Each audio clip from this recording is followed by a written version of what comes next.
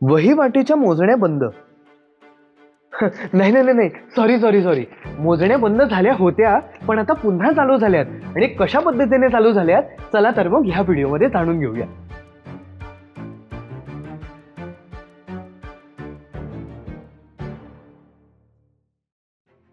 नमस्कार.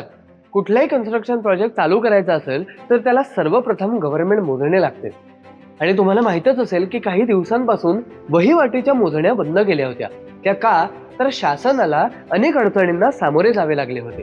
त्या कोणत्या होत्या? 1. मोजणी नकाशावरील जागा आणि प्रत्यक्ष जागा यामध्ये बदल. 2. एकाच जागेच्या वेगवेगळ्या मोजण्या. 3. प्रत्यक्ष जागेचे ताबा क्षेत्र आणि मोजणी नकाशाप्रमाणेचे क्षेत्र यामध्ये तफावत. 4.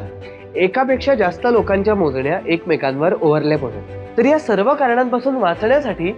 सर्व कारणांमुळे बरेचसे वाद निर्माण होऊन शासकीय प्रक्रियेत प्रचंड दिरंगाई व न्यायालयीन वाद निर्माण होत होते. आणि जमीन मोजणी प्रक्रिया सोपी करण्यासाठी शासनाने जमीन मोजणी प्रक्रियेसाठी नवीन कार्यप्रणाली जाहीर केली आहे.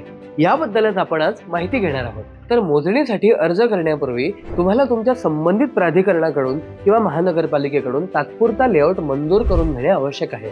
आणि हा लेआउट मंजूर करून घेण्यासाठी तुम्हाला कोणकोणते कागदपत्रे लागतील? तर www.mahabhunakasha.mahabhumi.in या वेबसाईटवरून मूळ सर्वे नंबरचा नकाशा डाउनलोड करून ज्या जागेची मोजणी करायची आहे त्या जागेचे कोऑर्डिनेट्स, जागेची लांबी रुंदी आणि ॲडजसंट प्लॉट ओनर्सची नावे व इतर आवश्यक तपशील नमूद करून आर्किटेक्टच्या सही शिक्क्यासह संबंधित प्राधिकरणाकडे मंजुरीसाठी सादर करावा लागणार. मग संबंधित प्राधिकरणाचे अधिकारी स्थळ पाहणी करून हा नकाशा व त्याच्यासोबत लागणारे मोजणीसाठीचे पत्र तुम्हाला देतील. हे पत्र व नकाशा मिळाल्यानंतरच तुम्ही भूमी अभिलेख विभागाकडे मोजणीसाठी अर्ज करू शकता. अर्ज केल्यानंतर तुमच्याकडून आवश्यक ते चलन भरून घेऊन त्यानंतरच तुमचा अर्ज स्वीकारला जातो. सदर अर्ज स्वीकारल्यानंतर तुमच्या मोजणीसाठी एक ॲप्लिकेशन नंबर जनरेट होतो आणि त्याद्वारेच तुमच्या जागेच्या मोजणीसाठी तुम्हाला तारीख दिली जाते, जी भूमी अभिलेखच्या संकेतस्थळावर ऑनलाईन कळवली जाते.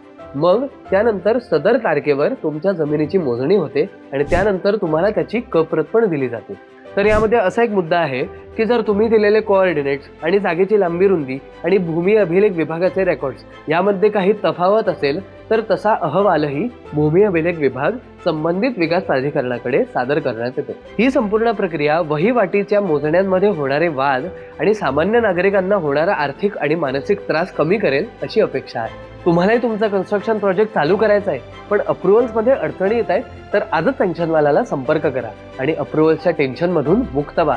आणि हो, हा व्हिडिओ लाईक करा, शेअर करा, यूट्यूबवर सबस्क्राईब करा आणि इंस्टाग्रामवर फॉलो करायला विसरू नका. धन्यवाद.